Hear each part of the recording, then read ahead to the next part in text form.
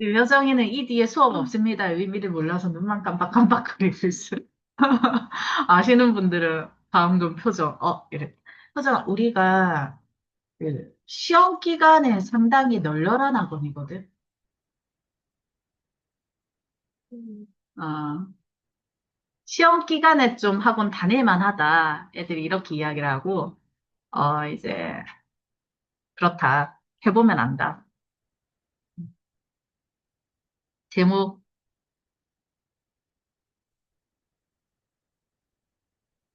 자, 법조문의 의미 해석 방법.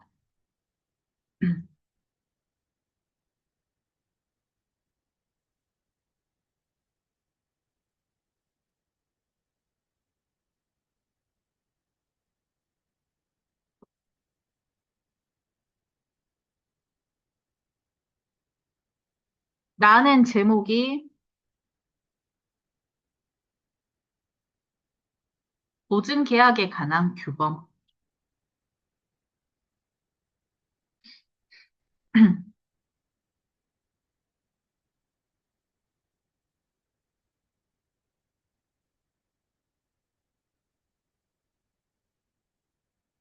됐나요?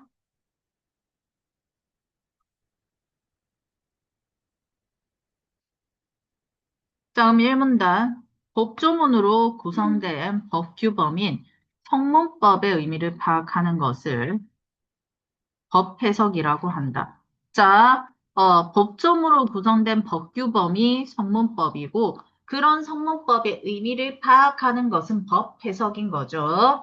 자, 법은 보편적으로 적용된다. 법의 특징, 보편성 있죠. 성문법을 구성하는 단어나 문장은 그 일상적 의미에 충실하게 해석되어야 한다. 이게 물리 해석이 법 해석의 출발점이다라고 되어 있죠. 그러니 글자 그대로 해석하는 게 가장 중요하다. 뭐 이런 거죠. 법 해석의 의미와 출발점인 물리 해석.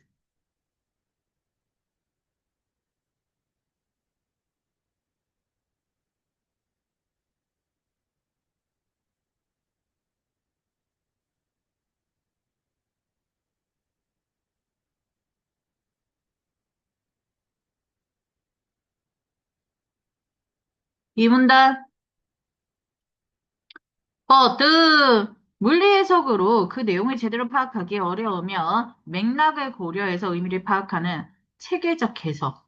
자, 물리 해석으로 파악하기 어려우면 자, 맥락을 고려해서 체계적 해석을 하거나 입법과정 논의된 내용 바탕으로 역사적 해석을 사용할 수 있고 자, 그 예시로 담보를 든다라는 거죠.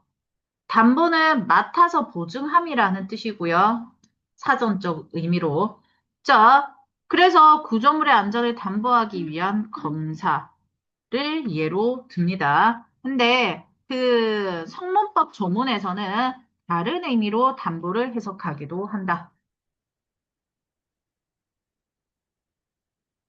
거고요. 여기까지 끊고 물리 해석 외에 법 해석 방법과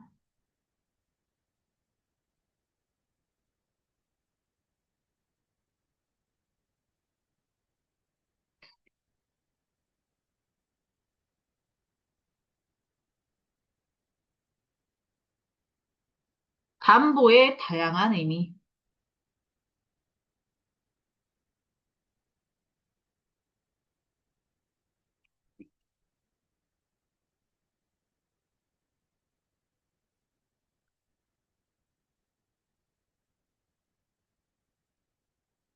술 안 탔다 해. 아직 안 먹었다, 술. 너무 슬프다. 아직 시험이 안 끝났어. 어디요? 회화, 국어는 저번 주에 쳤지만 회화 아직 내일 끝나나 회화가? 그랬던 것 같고, 동래고, 국어가 금요일이다. 안 끝, 갑자기 눈물 날라 그러는데. 어, 목요일에 하려하래 불태우고, 금요일에 잿더미가 되겠어. 하얀 재가 되어버리겠어. 담보는 유상계약의 맥락에서 거래 대상의 값어치를 보장한다는 의미로 해석된다. 유상계약은 대가를 주고받을 것을 약속하는 계약입니다. 매매 계약에서 모적물이 계약 체결 당시부터 있던 하자 때문에 대금만큼 값어치를 하지 못하는 상태였으면 매도인은 그 하자 발생의 원인이 무엇이든 담보 책임을 져야 한다. 그 책임의 내용이 손해배상이 원칙이고 하자로 인해 매수인이 계약의 목적을 달성할 수 없으면 계약을 파기하고 대금 환불을 청구할 수 있다. 매수인이 계약 체결 당시 하자의 존재를 알았거나 알 수 있었던 경우는 담보 책임이 인정되지 않는다.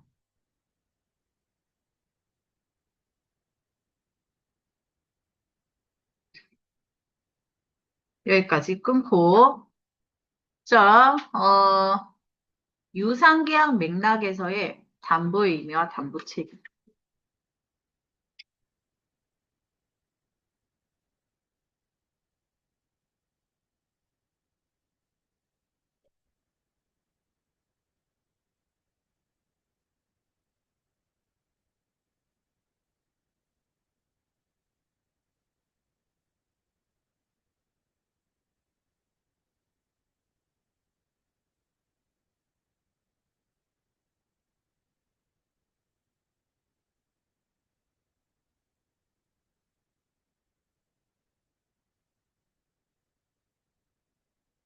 그래서 원래는 지금 그, 어, 학산 2명, 지금 입안에 학산 2명, 회화 2명, 개명 2명, 그다음에 부산외고, 반여고 해가지고 총 8명 수업이거든. 이 반에. 그래서 당분간은 여학생을 더 받거나 이럴 생각은 없습니다. 근데 만약에 인원이 더 들어온다. 그러면 제가 뭐 반을 하나 더 만들든가 해가지고 뭐 받기는 하겠지만 가능하면 고3이 인원이 너무 많으면 제가 수업을 혼자 다 못 쳐내는 상황이 생길까 봐 그렇게 됩니다. 자, 한편 담보는 채권과 관련된 맥락에서 채권의 실현 가능성을 보장하기 위한 조치라는 의미로 해석된다. 그러니까 담보 물건이 그 예의다라고 되어 있죠. 금전 채권은 무슨 말이냐면 돈 빌려주고 돈 받을 권리고요. 담보 물건은 뭐냐면 물건에 대한 권리야. 그러니까 물건에 대한 권리를 담보로 잡았다 이 소리야. 채권은 돈 내놔라라고 할 수 있는 권리거든. 돈 내놔라고 할 수 있는 권리가 금전채권인 거야. 여기 이해돼? 그러니까 무슨 말이야? 그 지금 내가 진한테 돈을 좀 빌려달라고 그랬어. 마, 돈 있나? 돈 좀 빌리도 이렇게 빙 뜨는 거 아니야? 한 거야. 근데 이제 진아가 제가요? 왜요? 이렇게 된 거야. 내가 니를 뭐를 보고 빌려주니, 그걸 제가요? 왜요? 이렇게 우리 짧게 말하잖아. 맞지? 뭐, 아, 내 돈이, 급전이 필요해서, 알겠다, 알겠다. 귀걸이 하나, 이거, 야, 이거 50만 원짜린데, 10만 원만 빌리도, 이거, 이렇게 하는 거야. 이해돼? 이때 준 게 담보가 되는 거고, 받은 돈이 채권의 일종이 되는 거죠.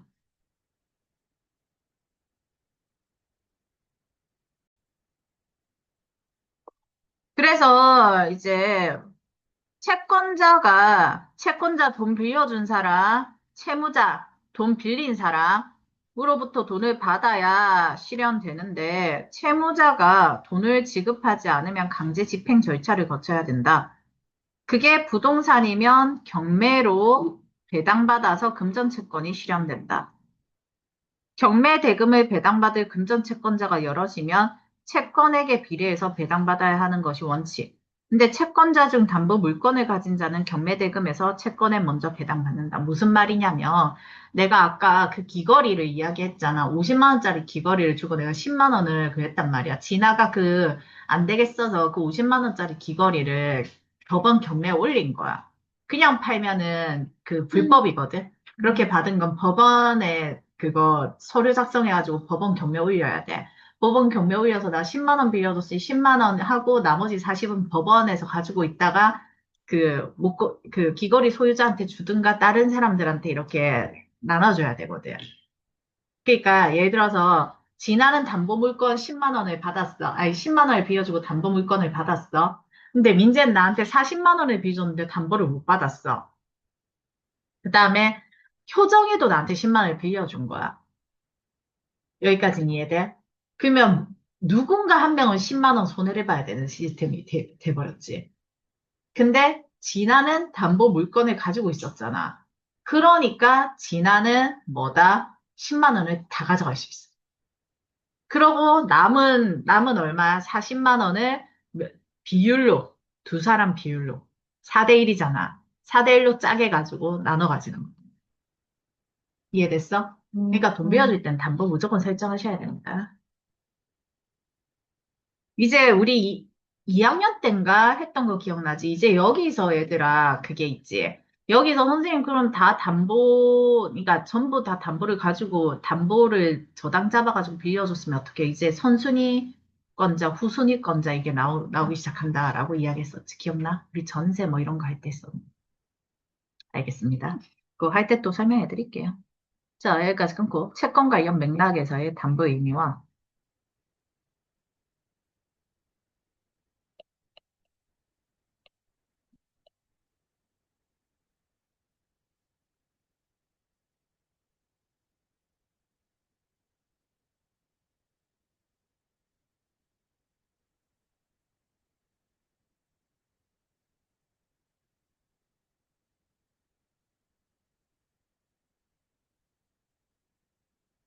담보 물건.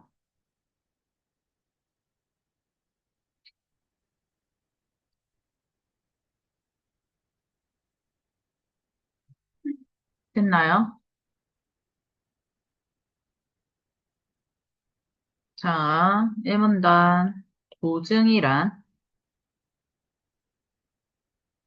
채무자가 채무를 이행하지 않으면 그 채무를 다른 사람이 대신 이행하기로 하는 것.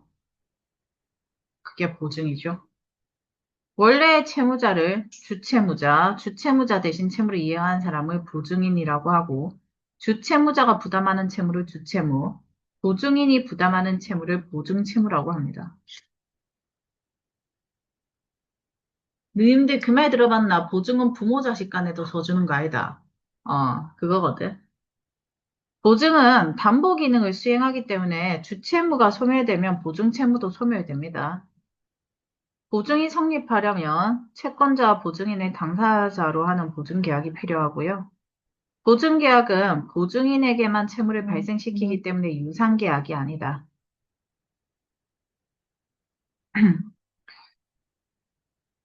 주채무자와 보증인 간의 보증 대가를 지급하기로 하는 계약이 별도로 체결되었어도 마찬가지다. 무슨 말이야? 봐봐. 자, 봐봐. 둘이 계약을 맺어. 주고받는 건 이 둘이 주고받는 게 있겠지. 근데 나는 진아를 보증했어.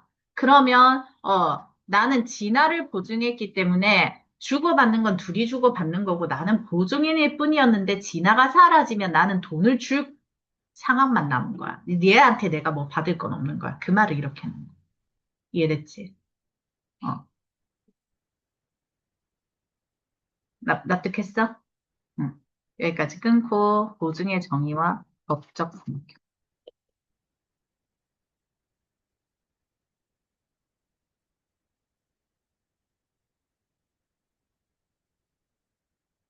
나일 괜찮나? 음,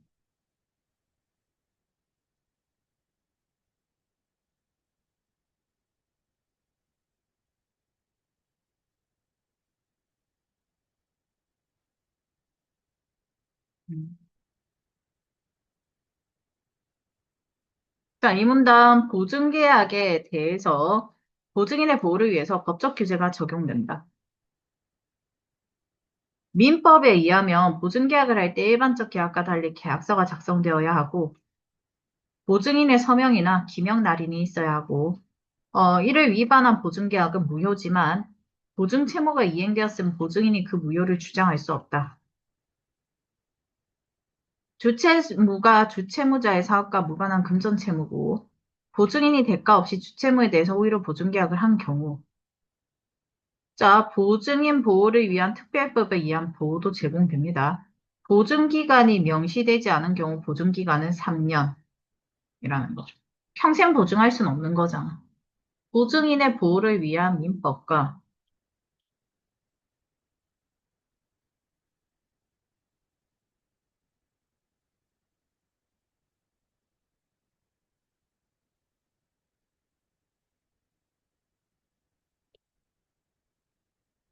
보증인 보호를 위한 특별법에 뭐지? 음,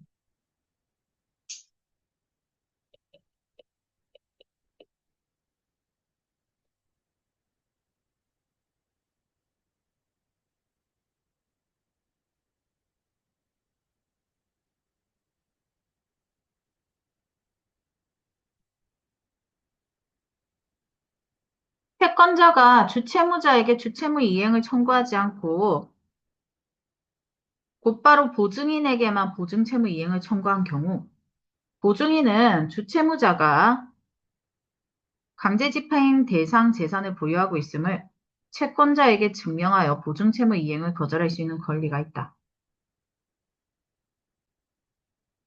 자, 여기서 이런 권리를 포기하기로 하는 게 연대보증 특혜. 진짜 연대보증은 목에 칼이 들어와도 하면 안 된다는 겁니다. 그게 이겁니다. 자, 이런 특약을 한 보증인인 연대보증인은 채권자가 주채무 전액에 해당하는 돈의 지급을 요구하더라도 거절할 수 없다. 그러니까 목에 칼이 들어와도 뭐는 하면 안 돼? 보증할 일이 생겨도 연대보증은 죽었다 깨어나도 하면 안 돼. 그러니까 돈은 지나가 빌렸는데 갚는 건 내가 갚아야 되는 거야. 오케이? 지나가 튀어버리면. 음. 여기까지 끊고 보증인의 이행 거절 권리와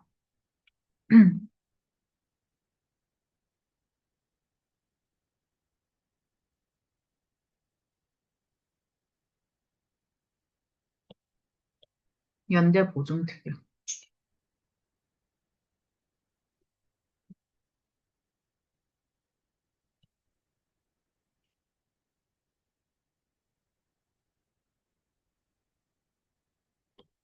연대 보증인에게도 보증인 보호를 위한 특별법이 적용되는데 어떤 해석 방법에 따르냐에 따라 결론이 다르다.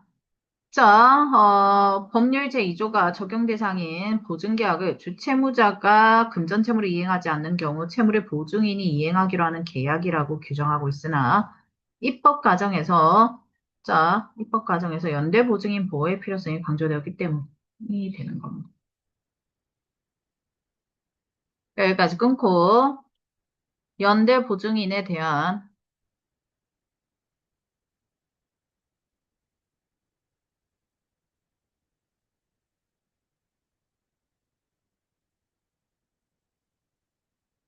보증인 보호를 위한 특별법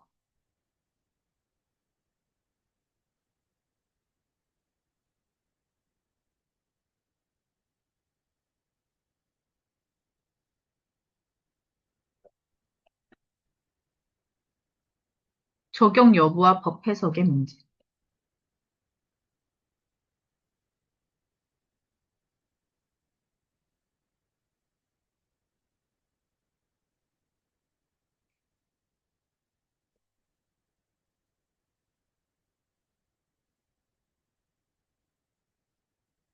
됐나?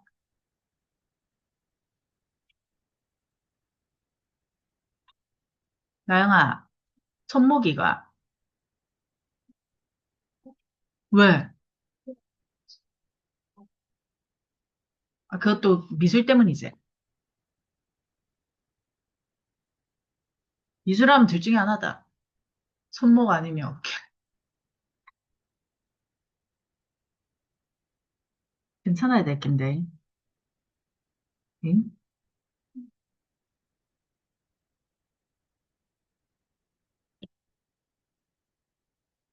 그치?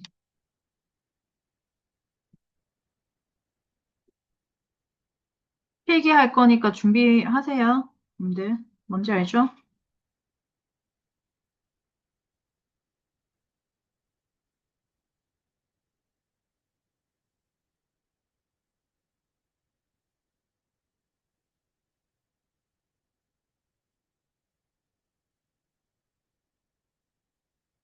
야, 쌤 오늘 피부 어때?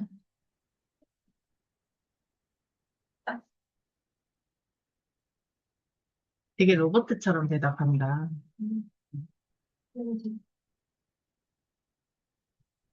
감사합니다.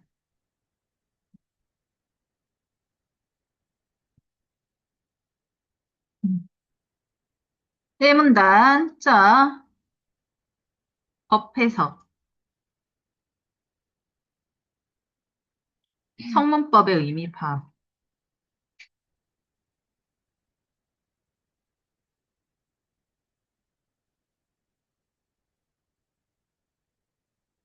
이걸 법 해석이라 하고 성문법이 법조문으로 구성된 법 규범이다.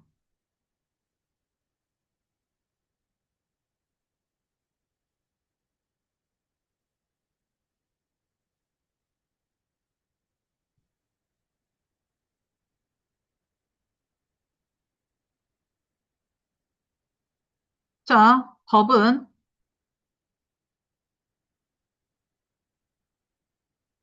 보편적 적용 규범이고,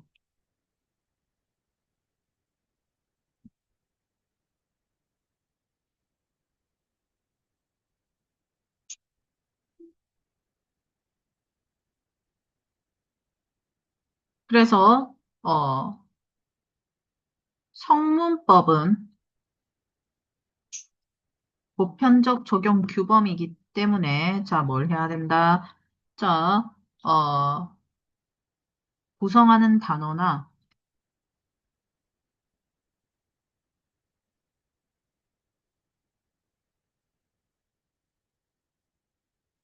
음, 문장이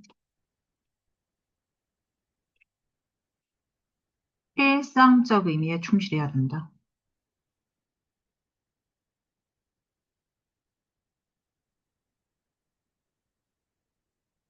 자, 이런 걸 우리가 뭐라고 한다? 물리 해석이라고 한다.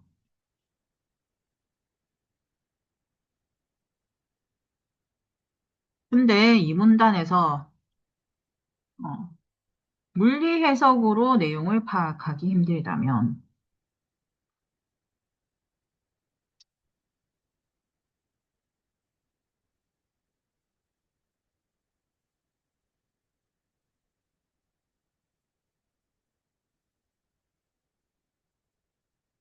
자, 이번에는 뭐를 한다?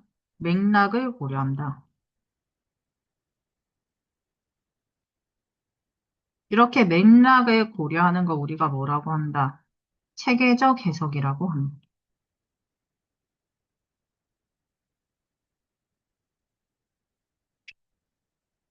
다음에 역사적 해석도 있다. 입법 과정 논의 내용 바탕.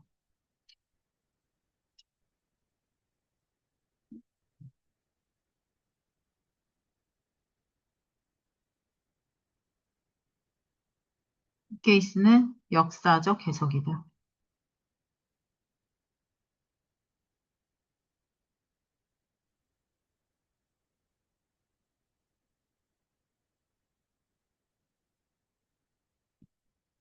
자, 우리는 담보를 예로 들어 볼 것이다. 자, 담보 일상적 의미.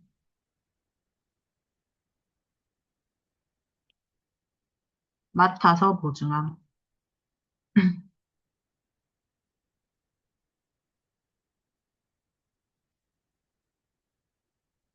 하지만, 자, 성문법 조문에 사용될 때,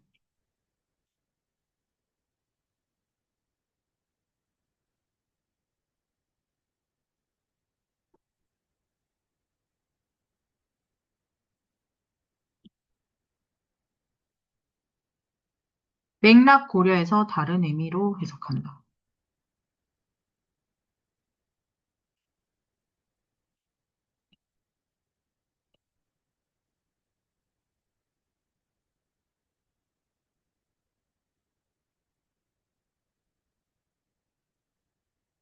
자, 그게 바로 저 맥락 고려의 체계적 해석의 이야기를 하고 있는 거고, 일상적 의미로 해석하는 건 물리 해석에 해당하는 거죠. 맞나요?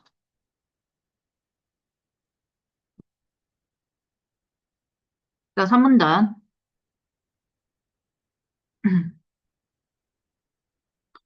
그래서 우리는 요 2번에 대한 이야기를 3번에서 계속 이어서, 그러니까 2번에 대한 이야기를 3문단에서 계속 이어서 할 건데요. 자, 담보는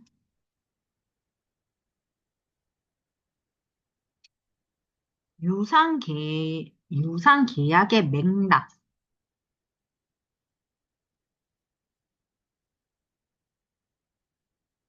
음, 아, 맥락을 고려한다는 점에서, 맞나요? 잠시만요.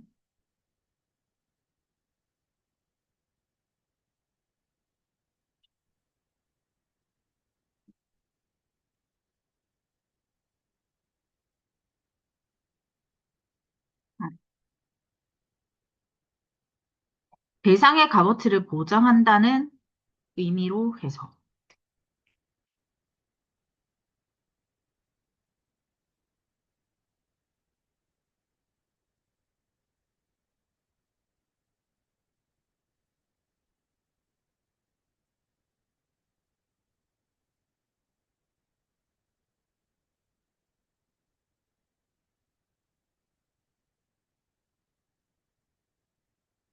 여기서 우리가 유상계약은 무엇이냐 체크 한번 하고 넘어가자면,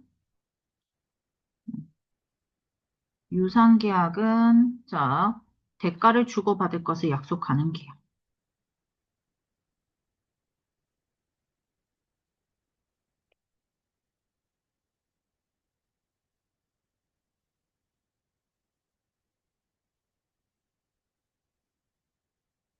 그러니, 얘들아, 보증은 유상계약이 아닌 거지. 왜냐면, 보증은 내가 진화를 보증했다고 그랬잖아, 아까. 내가 진화를 보증했다고 해서 내가 어떤 대가를 받지는 않으니까요. 이해돼? 음. 자, 여기서, 만약에 매매 계약에서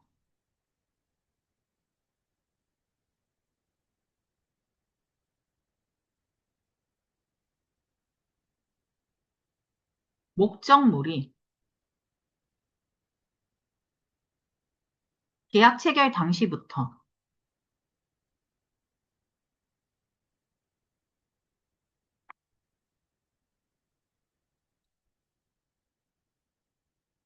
하자가 있었고, 값어치는 떨어지죠.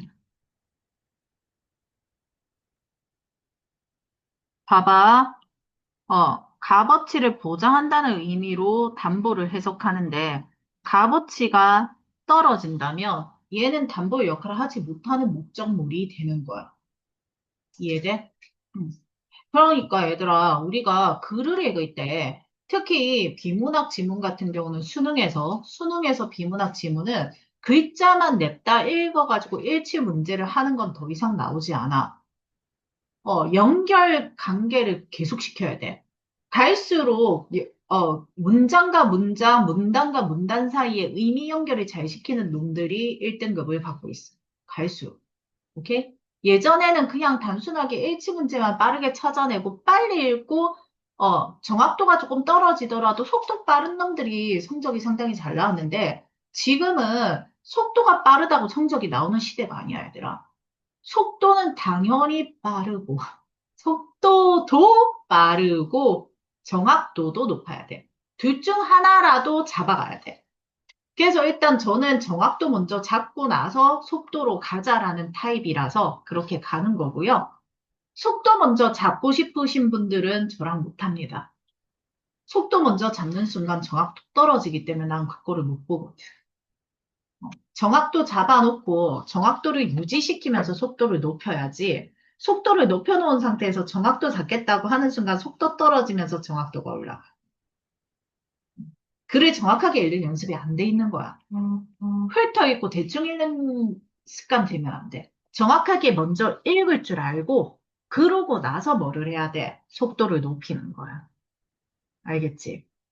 가나다라를 읽을 줄 알아야 그 문장을 읽고 그 뒤로 넘어가는데, 가나다라 못 읽는 놈들한테 단어부터 읽어. 냅다 읽어, 냅다 들어, 외워. 이러고 있으면 안 되는 거잖아. 오케이? 그러니 얘들아, 조금 오래 걸리는 것 같고 시간이 걸리는 것 같아도 차근차근 하다 보면 나중에는 이게 제일 안전한 방법이거든. 안 흔들리고 꾸준히 할 수 있고, 열심히 해야 됩니다. 스스로 하는 거 진짜 중요하다. 님들 잘 봐봐. 이번에 우리 고려대 붙었잖아. 그 언니 혼자 수업 들었을까? 아니야. 그 언니 2학년 때, 그 언니가 2학년 때는 학산이 뭐 6명씩 있었고 6명 같이 수업 들었고 그 뒤에도 그 고3 됐을 때도 우리 그 07 애들은 고3 다 내보내고 내 눈만 남겨놨었거든. 내 눈 딱 해가지고 딱 갔어. 물론 냈다 무난하게 성적은 나왔는데 모두가 같이 똑같은 내 수업을 똑같이 완벽하게 똑같이 들었고 똑같은 커리큘럼으로 들었는데 누구는 고려대를 가고 누구는 부산대를 가는 거야. 그 차이는 울면서 공부를 했냐, 웃으면서 공부를 했냐 차이가. 울면서 공부할 필요는 없어. 웃으면서 공부해도 부산대는 가. 그거 기준이다. 난 수학은 모른디. 수학이 된다는 전제하다. 수학은 이미 완성돼 있어야 된다, 이제. 고3 때 수학 잡는다고 하는 놈들은 대학 못 간다. 이미 수학은 잡혀 있어야 된다. 어. 영수는 사실 이미 고1 때 끝나 있어야 돼. 고2부터는 영수보다는 다른 거에 집중을 조금 하기 시작하는 시기가 돼야 되는 거야, 원래라면. 어. 근데 어쨌든 그거야, 얘들아. 본인이 공부를 얼마나 내가 시키는 대로 했냐. 그리고 내가 시키는 거에서 부족함을 느껴서 자기 공부를 더 했냐, 안 했냐. 이거. 내가 주는 숙제 외에 더 했어, 이 언니. 얘들아. 이거 상상해가. 내가 주는 숙제 외에 더 한다가 상상해가. 그걸 하는 언니야. 그러면 모의고사 100점 나와. 물론 모의고사는 내가 준 숙제만 해도 100점이 나와. 어, 안 나올 수가 없어. 어. 차근차근 제대로 하면 실력은 계속 올라가. 너희의 국어가 그렇게 나쁘지 않아, 지금. 멘탈만 안 흔들리면 돼. 알겠지, 진아야? 너도 잘하고 있어. 마찬가지로. 그러니 자기가 공부해야 돼. 선생님, 저 시험 저번 주 금요일에 아직 안 끝난 놈들도 있는데 내가 지금 이 말하는 거야. 너네 고3이니까. 쉴만큼 쉬었지? 토요일, 일요일 쉬었잖아. 쉴만큼 쉰 거야. 그럼 뭐 해야 돼? 오늘부터 공부해야지. 내일부터 할게요 하면 맨날 내일부터 한대. 오늘부터 해야 된다. 오늘 집 가자마자 풀어보세요, 이거. 알겠지? 집 가자마자 이거 싹 풀어보세요. 양이 많으니까 다 풀려고 하지 말고 한 지문씩이라도 나눠서라도 풀어야 돼. 꾸역꾸역이라도. 알겠지? 하, 나또 잔소리로 죄송. 소리야, 들었나? 자, 가볼게요. 아니, 수업 듣다가 웃으면 이 부분이다. 자기 언급했을 때. 이거 내가 한 번씩 안 온 놈들 하잖아? 그거는 인마가 수업을 들었는지 안 들었는지 확인하기 위해서. 수업은 안 듣고 냅다 필기만 하고 다 들었어요 하고 가는 놈들이 있어서 한 번씩. 자, 마저 가볼게요. 봐봐. 채권은요, 얘들아, 지금 이번 수능에도 채권 나왔지? 채권은 최근 20개년, 10개년만 해도 그렇지만 20개년까지 늘려도 있잖아. 안 빠지고 계속 등장해. 계속. 수능에서 뭐 그냥 수능 3번 중에 한 번은 채권이 무조건 나온다 수준이야. 한 번 아니라 2번은 나오는 수준. 오케이? 그러니까 이게 채권이 될 수도 있지만 약간 채권을 비틀면 어, 어? 그 다채권의 종류지. 채권 살짝 비틀면 주식. 주식에 살짝 비트면 코인. 이렇게 가거든. 요걸 하나로 묶어. 하나의 개념으로 묶어. 그러면 매년 나오는 거야. 과학 지문은 솔직히 뭐가 나올지 몰라, 얘들아. 아니, 과학 지문은 워낙 다룰 제재도 많고 소재도 많아. 근데 경제 지문은 정해져 있어. 이거 나와, 그냥. 법, 경제 묶어? 그럼 채권이야. 법이랑 경제랑 묶어서 채권이야. 왜냐면 주식이나, 코인 같은 경우는 확정적인 체계화된 어떤 법이 있다기보단 계속 법이 바뀌는 중이거든. 법을 만들어가는 과정이거든. 이쪽은 못 나와. 근데 이 채권이라는 것 중에서도 정확하게는 계약 관련 채권. 그러니까 매매 계약 관련 채권. 보통은 그 매매 계약이 부동산 쪽인 거지. 그래서 예시가 부동산일 경우가 많고. 담보가 딱 있다. 담보는 보통 우리가 부동산을 담보로 샀거든. 동산은 사라지기 쉽지만 부동산은 사라지지 않아. 이 건물 어떻게, 그러니까 전쟁 나면 사라지겠지. 근데 안 사라지잖아. 그냥 보통 담보를 건물로 샀거든. 그러니까 그런 쪽으로 생각해가지고 쭉 연결시켜가지고 이게 채권 유니버스가 있어. 수능 채권 유니버스가 있어. 무슨 느낌인지 알겠지? 수능 주식 유니버스가 있고 수능 코인 유니버스가 있어. 어, 배경 지식을 최대한 활성화시켜 놓으셔야 돼요. 배경 지식이 안 중요하다라고 말씀하시는 분들도 분명히 계십니다. 계셔요. 전 중요하다 팝니다. 배경 지식이 안 중요하다 하시는 분은 배경 지식이 없는 놈을 안 가르쳐 보신 거라고 생각해, 나는. 배경 지식이 없는 놈을 가르치면 진짜 중요하다는 걸 느껴. 기본 배경 지식은 있어야 읽혀, 글이.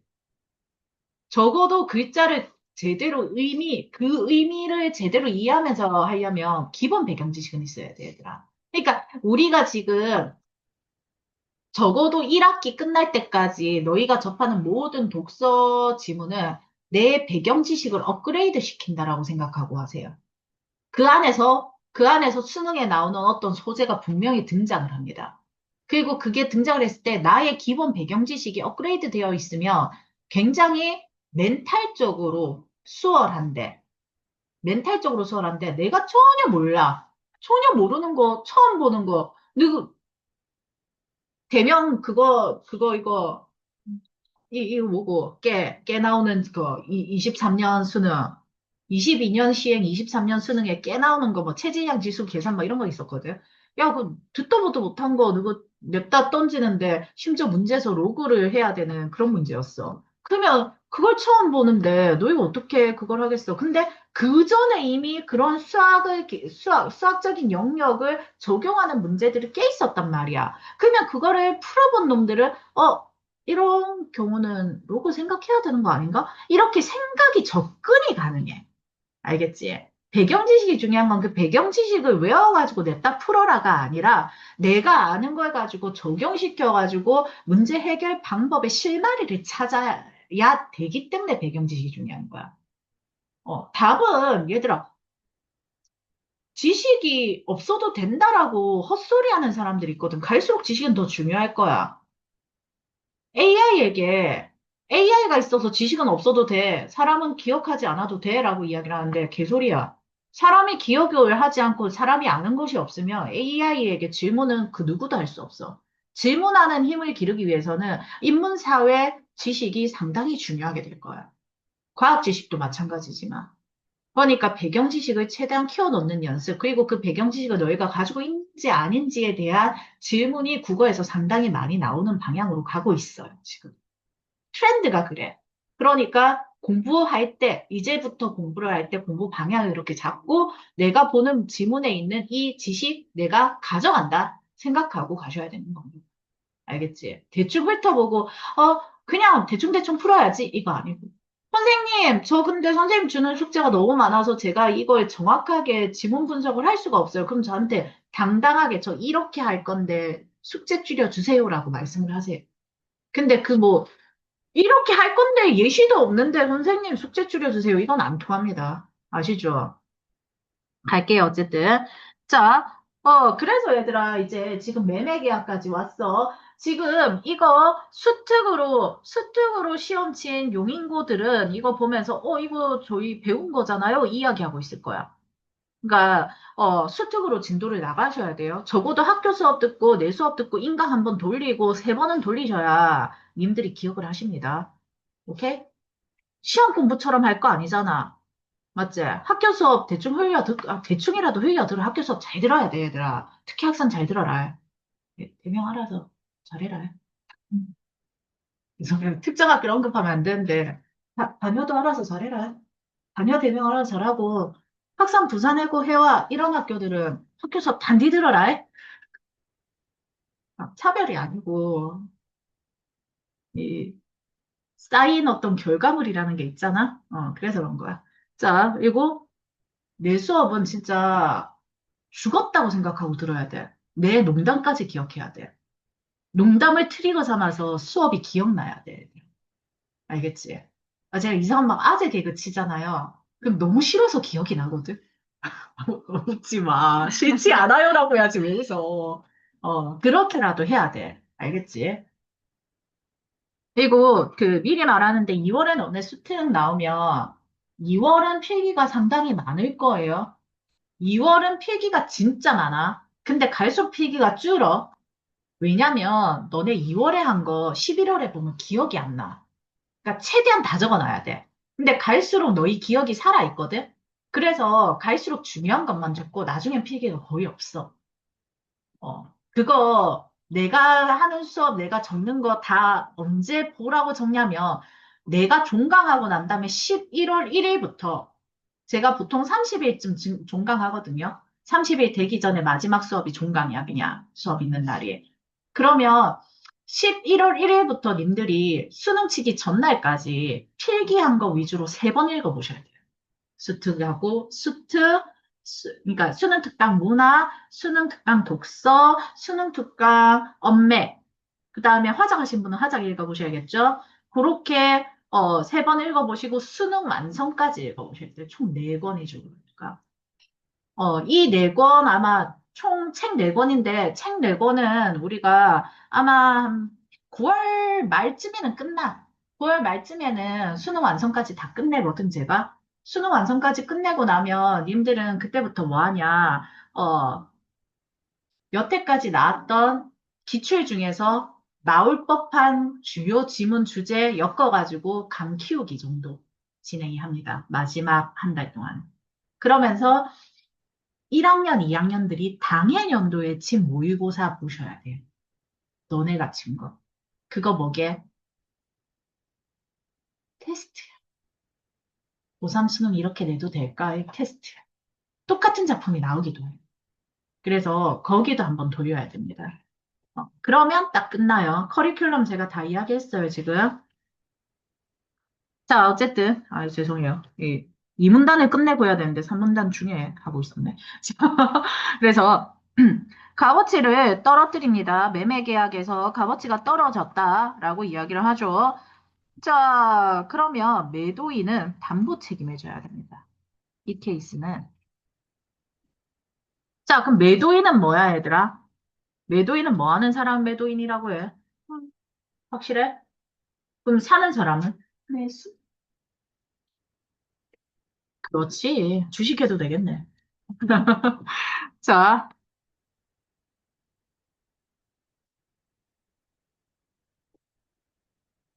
어, 매도인은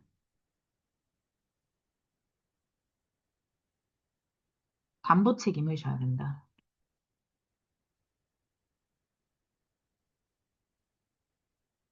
이 책임의 내용은, 자, 손해배상이 원칙이고,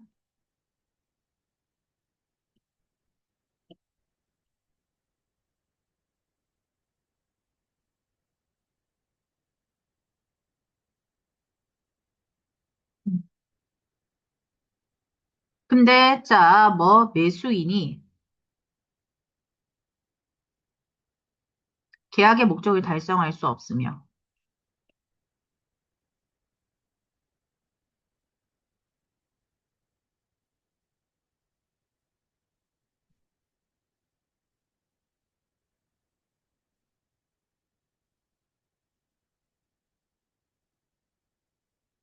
어, 대금 환불 청구가 가능하다.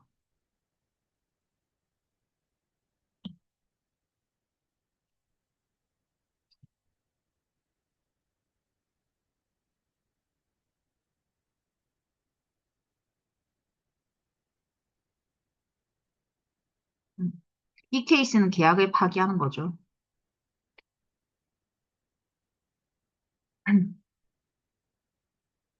근데 여기서 우리 체크할 거, 매수인이 만약에 계약 당시 하자를 알았다면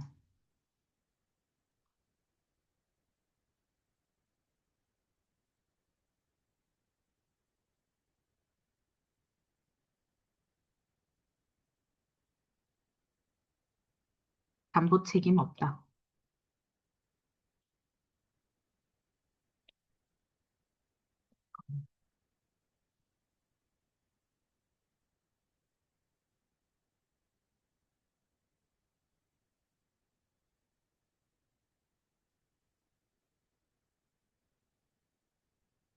자, 3문단 가볼게요, 그러면.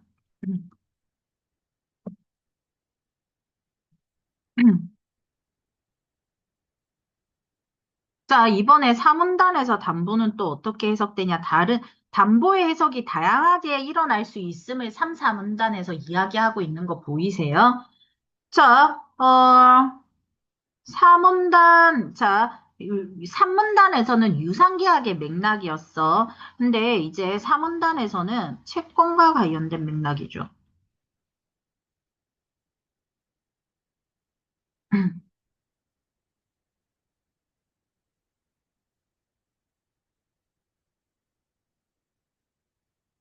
이렇게 되죠.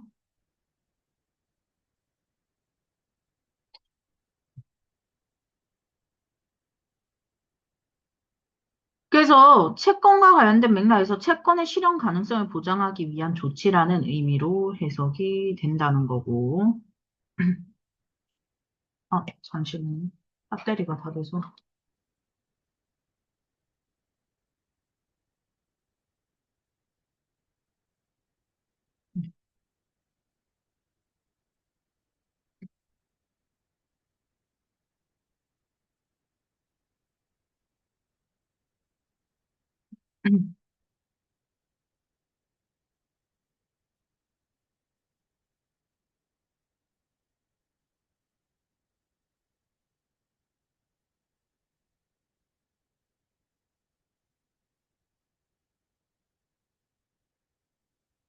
자, 이번에는 위에서는 얘를 매매 계약으로 들었잖아.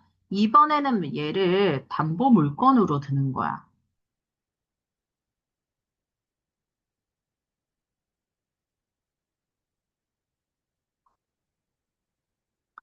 담보 물건을 드는데 여기서 이제 나오는 게 금전 채권이라는 개념이죠.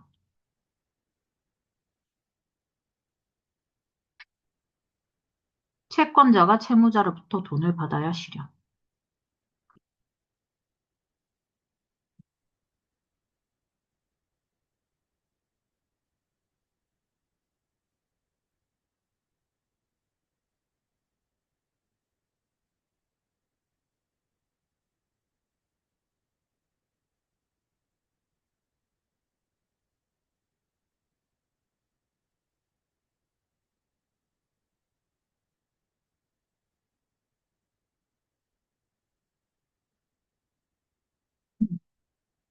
근데 여기서 자, 채무자가 돈을 주지 않으면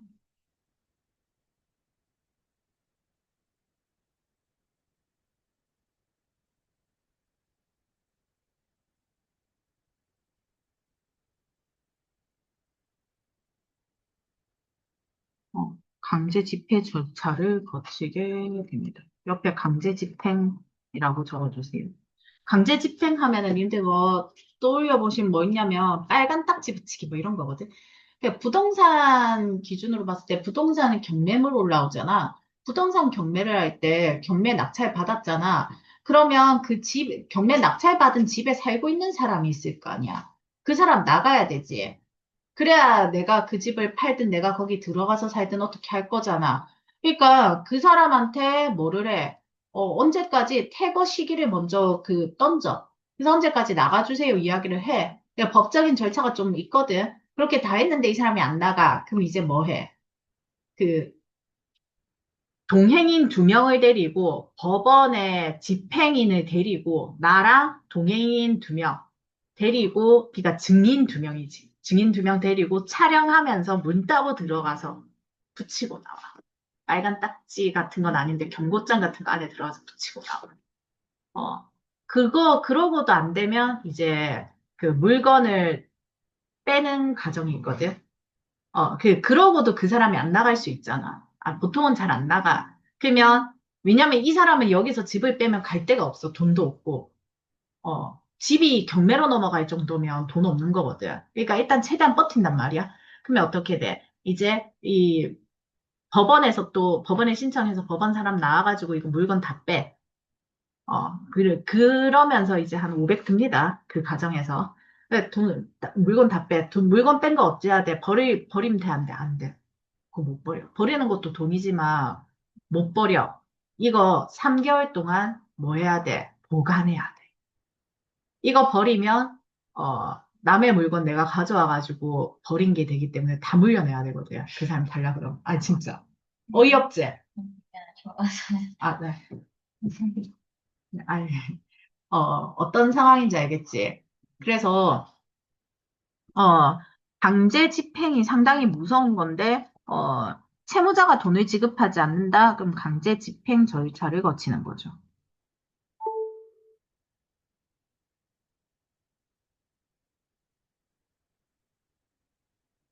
만약에 이 강제 집행, 방금 선생님, 부동산 이야기 했잖아.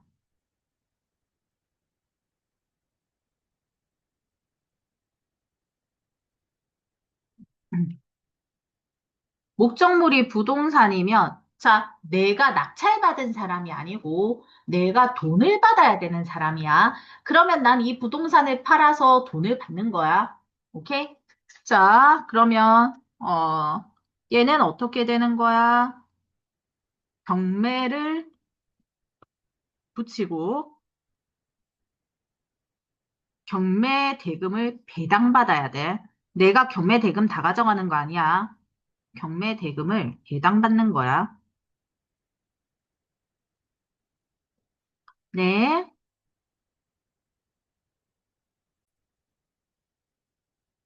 자, 그러면, 네, 네. 네. 자, 그래서 마저 가볼게. 어, 목적물 이렇게 배당받고, 자, 그래서, 근데 배당받을 사람이 여러 명이면, 자, 여기서 금전채권 여러 채권자,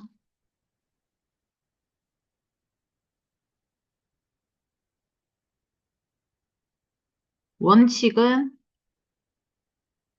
비례배당이고,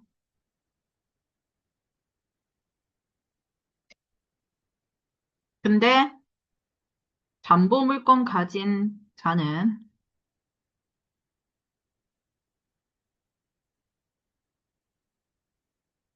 담보물권을 가진다라니까 상상이 안 가지. 그러니까, 담보 설정을, 그 목적물, 부동산에 담보 설정을 해서 등기를 쳐놓은 걸 이야기하는 거야.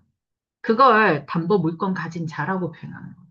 그러니까 그 부동산에 얘 이름이 얘가 담보 설정해놨다라고 이름 딱 올라가 있잖아. 그럼 얘는 우선해가지고 얘 돈 일단 다 받을 수 있다. 이 이야기거든. 응. 어, 채권엔 우선배다.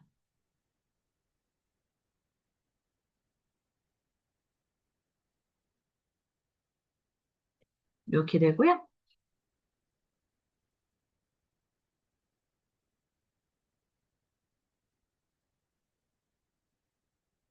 나 가볼게요. 보증.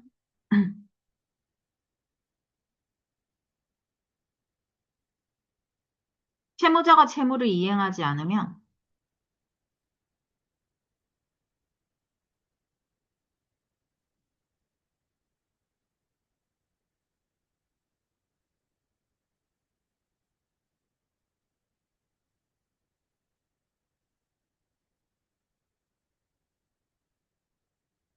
채무를 다른 사람이 대신 이행하기로 하는 거.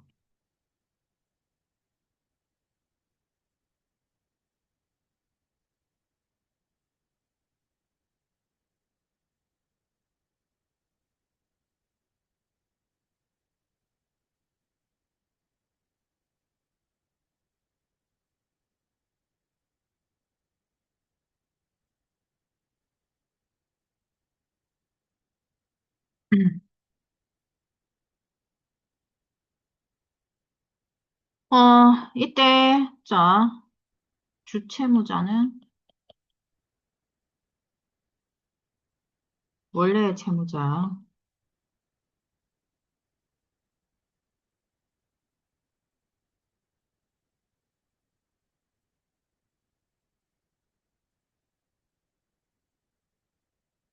보증인을 주채무자 대신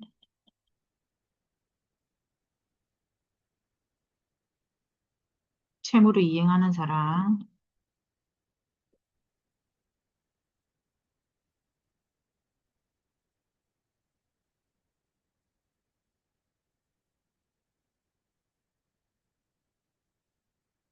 이 채무자가 부담하는 채무,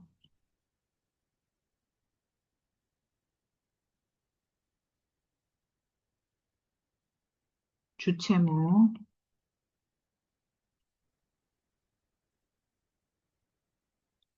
보증인이 부담하는 채무, 어,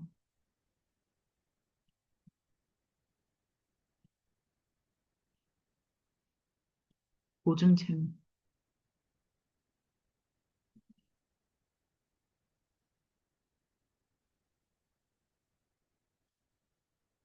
자, 보증은 담보 기능을 수행하기 때문에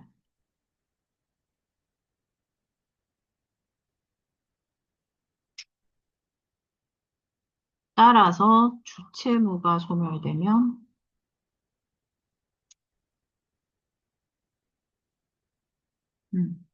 보증 채무 소멸됩니다.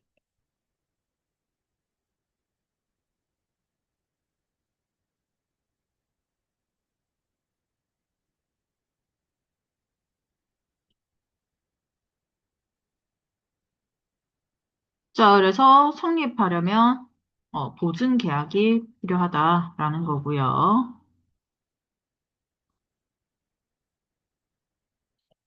보증 성립에는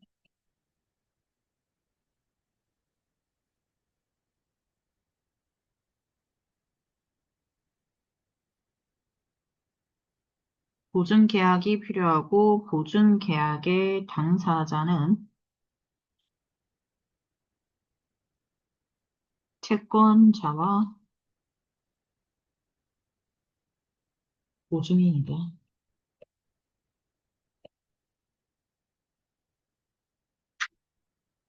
보증 계약은 당, 보증인에게만 채무를 발생시키죠.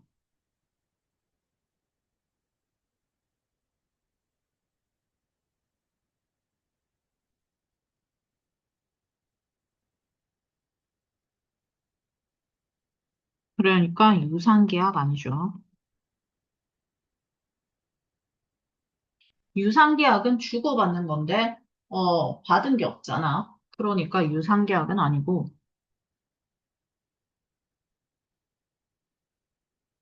자, 이 문단.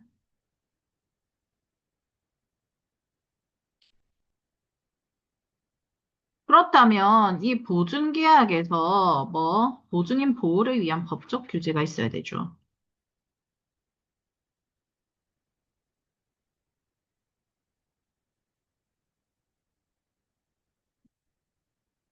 이런 거 없으면 남의 빚 갚아주다가, 쪼랑방탱이 할망구 돼가지고 죽는 거지.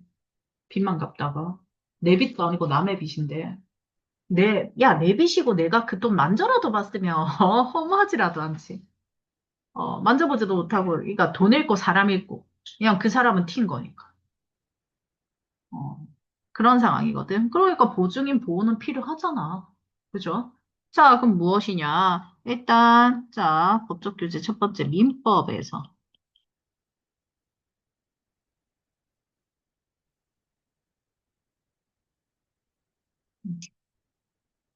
보증계약은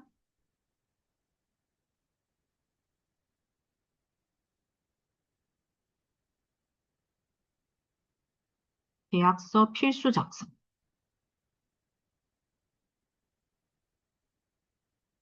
일반 계약에서 계약이 필요 없다는 말은 무슨 말이냐면, 계약서 필요 없다는 말은 무슨 말이냐면, 표정이 편의점 가서 물건 사면서 계약서 안 쓰잖아. 그게 일반 계약이야. 주고받는 계약이지. 유상 계약이지. 내가 돈을 주고 나는 물건을 받자. 이것도 계약이거든. 세상은 다 계약으로 이루어져 있는 거야. 법으로 봤을 때는.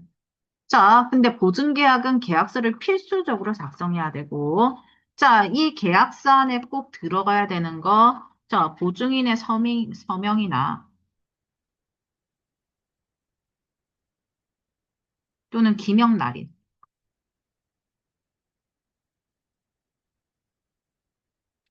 이런 계약서 님들 언제 써봤게? 통장 만드실 때요. 님들 카뱅, 토스 뭐 이런 통장 있으시죠? 그거 만드실 때 막, 그거 막 손가락으로 이름 써넣기 이런 거 있었잖아. 그게 이 기명 날인에 해당하는 거야. 자, 그 다음에, 어, 이게 없잖아. 얘가 없잖아. 얘가 없으면, 자, 무효인 거야.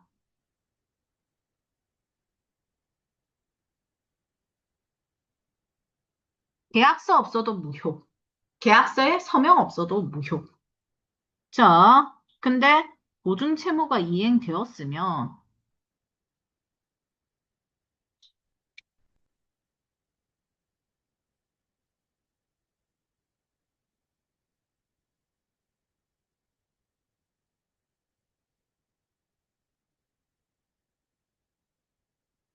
보증인이 무효 주장할 수 없고.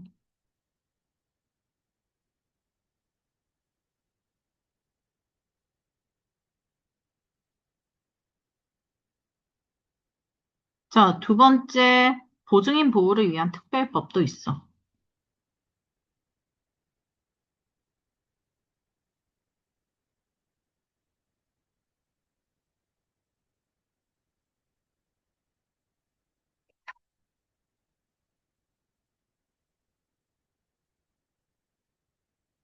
자, 이걸 쓰려면 주채무가 주채무자의 사업과 무관한 금전 채무여야 되고,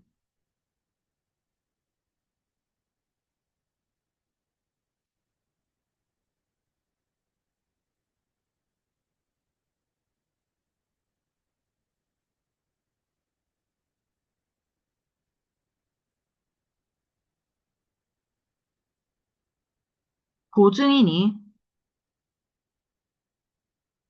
대가 없이 주채무자에 대한 호의로 보증계약을 한 경우.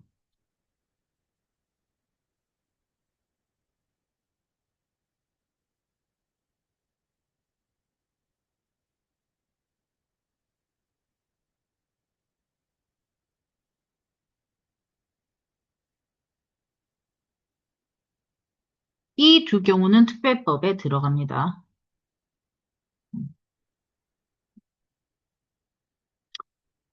어떤 식으로든 보증기간이 명시되지 않은 경우는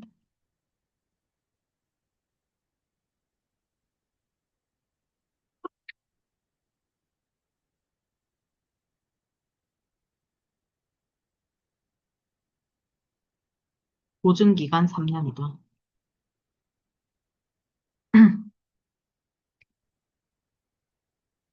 자, 3문단. 자, 이번에는 채권자가 보증인에게만 보증채무 이행을 청구한 경우가 있어.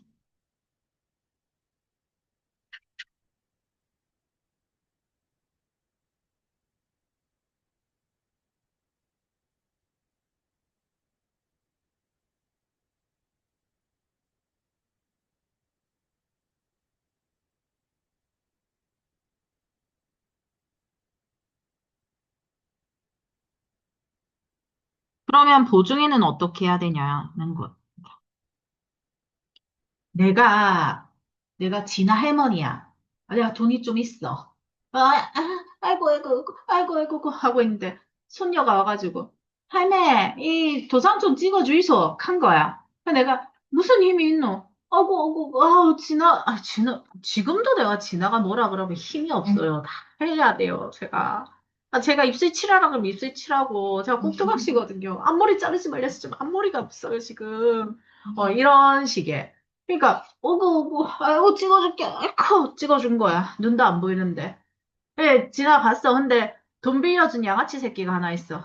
이 양아치 새끼가 쓱 보니까 입마에 돈 나올 데 없거든. 그래, 어떻게 하는 거야? 노루 패스 앱이고 어디로 와? 내한테 바로 와서 헬멧 도장 찍어줬지? 너가 소녀 돈 빌려간 거 내놔라 이카는 거야. 그럼 내가 줘야 되냐 이거지. 야한테 받아야 될 걸 내가 도장 그 보증서 줬다고 내한테 와가지고 내놔라 하면 내가 줘야 되냐 이거야. 근데 야가 갚을 능력이 없고 야가 튀었어. 그러니까 야가 튀었다고. 그러면 내가 갚아야 되겠지. 도장을 찍어줬으니까. 근데 야가 안 튀었는데, 그냥 돈 쉽게 받으려고, 이자 쉽게 받아가려고 내가 또 할매고 뭐 치매 온 거 같고 이러니까 내한테 왔어. 그럼 내가 이걸 줘야 되는 거냐? 이건 거야. 지금. 케이스 들으니까 바로 납득되지. 그 케이스인 거야, 얘들아. 그러면 이 보증인은, 자, 주채무자가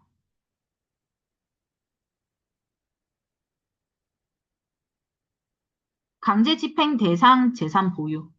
제가 방금 특이케 양아치 새끼가 이제 돈 빌려준 케이스를 이야기했는데 또는 있잖아. 돈 빌려준 양아치랑 진아가 짝쓸 수도 있어. 둘이 사귀는 사이. 아유, 세연함이 둘이 사귀는 사이야. 그래가지고 이 양아치 새끼가 이마에 꼬신 거야. 야, 너가 할매 돈 많다며. 근데 니한테 뭐 준 거 없다며. 야, 니 그 해가지고 이럴 수 있는 거야. 그러면 어떻게 돼? 임마는 얘한테 돈을 받았지. 그, 야, 돈 있지.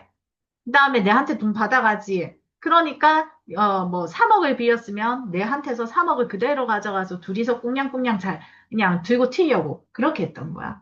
할매가 돈을 안 주니까. 그런 케이스도 있을 수 있지. 이런 케이스는 상당히 다양한 케이스가 있을 수 있겠지, 얘들아. 자, 그래서, 주채무자가 강제집행 대상 재산을 보유하고 있음을 무슨 말이야? 전마가 3억 가지고 있다는 거 증명하면 된다 이거야. 전마가 3억 가지고 있는데 그 3억 그대로 네가 가져가면 되는데 왜 내한테 달라 하는데 이렇게 되는 무슨 말인지 알겠지? 어.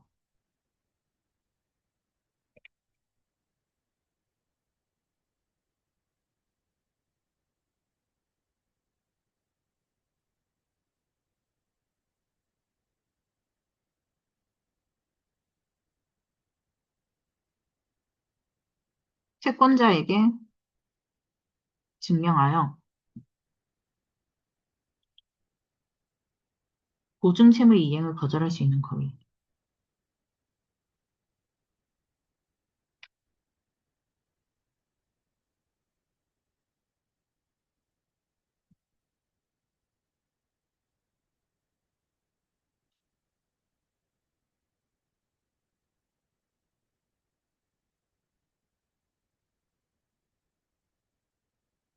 요런 권리가 있다고 이 권리. 근데 요거를 포기하는 건 또 포기하기로 쓰는 계약서가 또 있다는 거야. 포기하는 계약서. 바로 연대보증특약.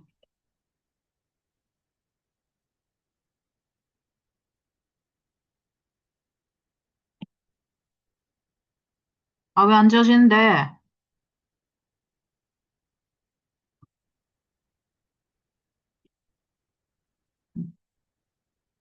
음, 음.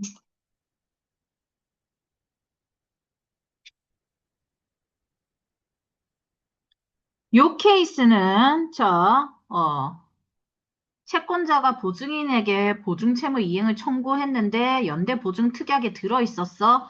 그러면, 이행 거절 불가합니다.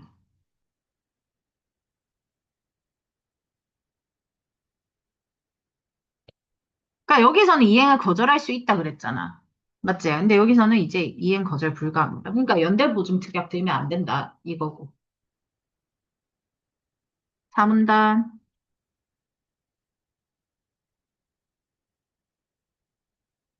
자, 여기서 이제 우리가 봐야 될 것. 연대 보증인에게, 음, 에게, 자, 우리가 위에서 이야기했던 요거, 이 권리가 뭐 되냐? 자, 적용되는지.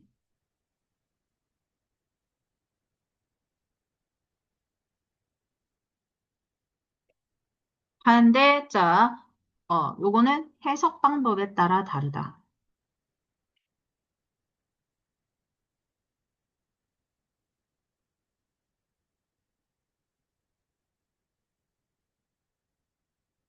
그러니 이제 어디로 연결이 되는 거야?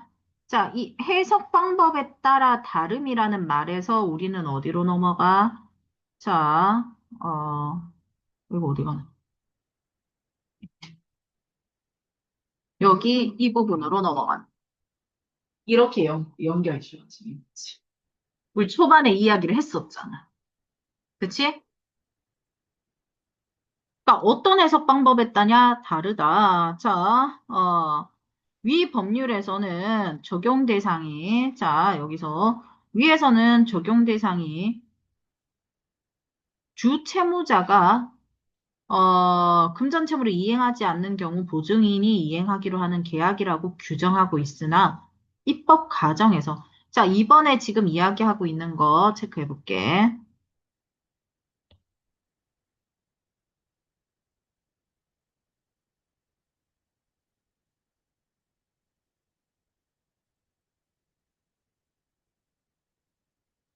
이행하지 않는 경우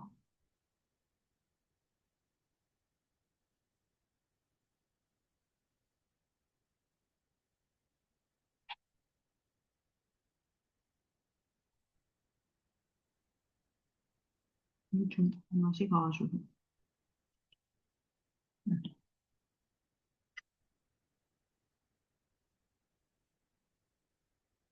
채무를 보증인이 이행하기로 하는 계약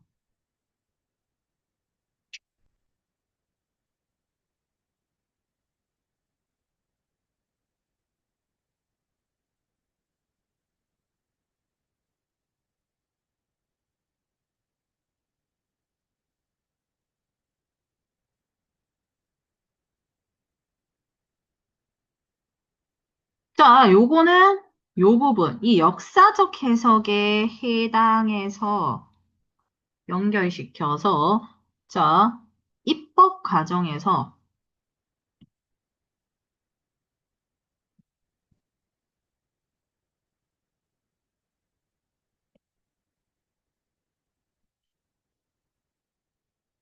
연대 보증인 보호의 필요성 강조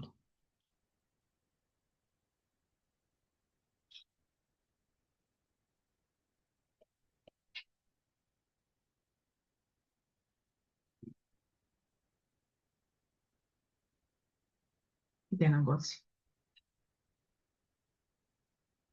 막,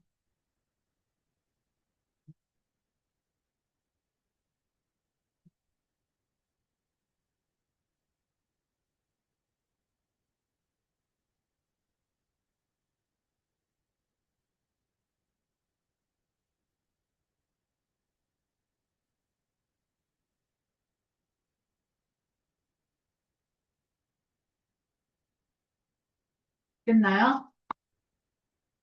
자, 그러면 우리는 이제 수금가로 한번 가보겠습니다.